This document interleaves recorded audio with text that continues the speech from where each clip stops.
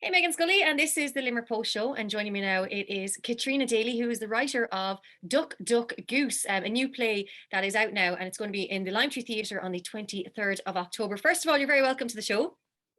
Thanks for having me, Meghann. I've been doing some research on Duck, Duck, Goose, and I have to say what a compelling story it is. And we just want to give a bit of a trigger warning to people because we will obviously be discussing rape and rape allegations. Catriona, can you tell us, first of all, where the idea came for Duck, Duck, Goose? Yeah, I suppose it kind of a couple of things happened over 2 or 3 years that kind of brought me to writing the play. One of which was obviously the Belfast rape trial in 2018 and the kind of effect that had on Irish society. And I suppose what really struck me about the Belfast rape trial was the fact that we saw their text messages. So it kind of gave all of us a kind of an insight into what had happened that night, but also it kind of served as kind of, in some people's eyes, it served as proof of a crime, and in others it didn't. But I found that really intriguing. I also was kind of fascinated just at the thought of somebody volunteering themselves into a rape trial when they haven't been accused, but to support their friends and that kind of thing. Yeah. And I was watching an interview with Rosanna Purcell, who is in the play, and I know she is a sister of the accused in Yes. Duck Duck Goose. And I thought it was really interesting to hear her insight into being that family member, being a woman of a male who has been brought forward for a trial or has been accused of rape. And I thought it was really interesting to maybe hear her side and how she felt as the sister of this guy. Well, yeah. So she's not the sister of the accused. She's the sister of the guy who's deleted the evidence.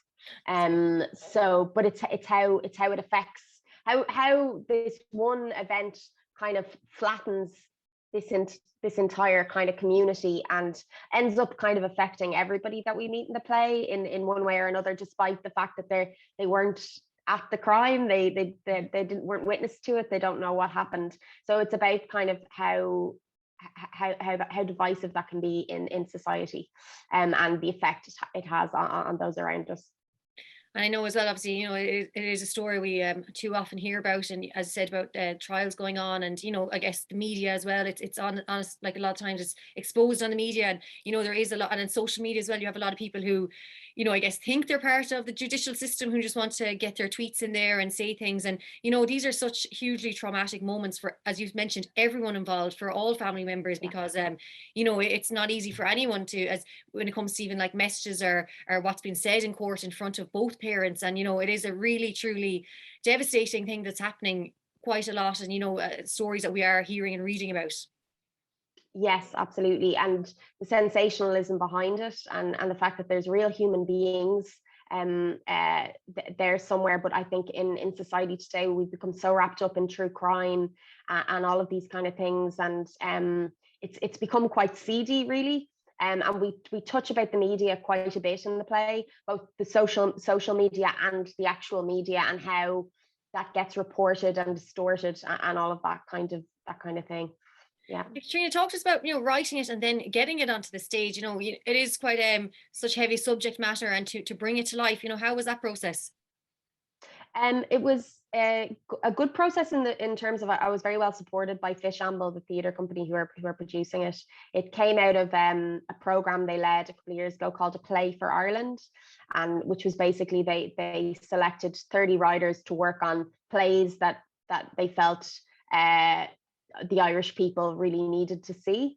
So while the play's subject matter is heavy, there's levity in it, there's humor in it, and it's uncomfortable, but it's accessible.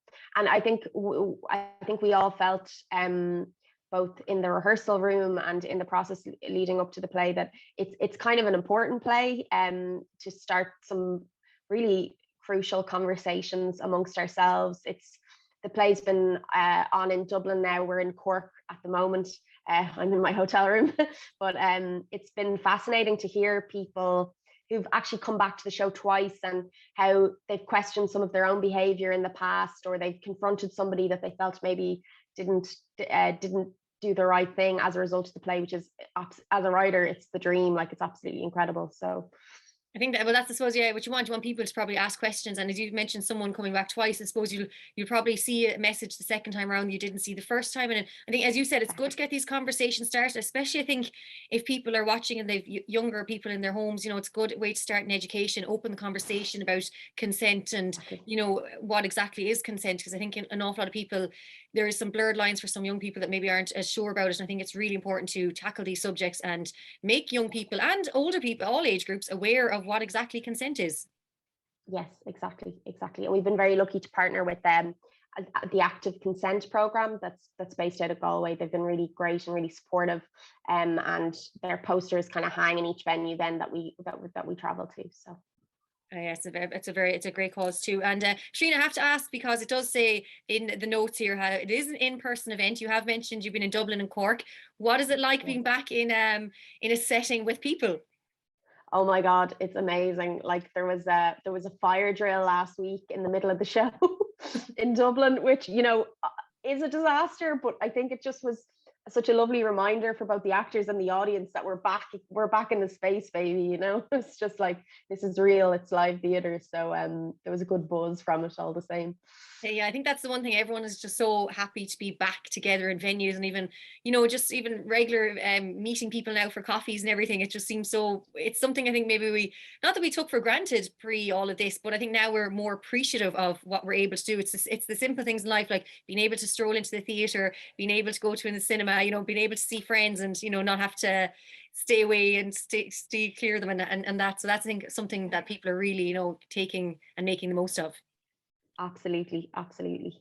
Now, Catriona, we did mention, of course, Belltable, October 23rd, 8 p.m. in-person event. But of course, tickets there's only a certain amount of tickets, so you have to get your tickets to get to see Duck, Duck, Goose. And I say, absolutely compelling story. And I think it is going to really, touch and affect so many different people in so many ways. And I think it is important to, get people talking about consent and, learning more about the judicial system, how everything works in Ireland. And what an incredible piece of work that you wrote as well. Thank you very much. Thanks, Meghann. Catriona Daly, writer of Duck, Duck, Goose. Thanks for chatting to us on the Limerick Post Show. Thank you.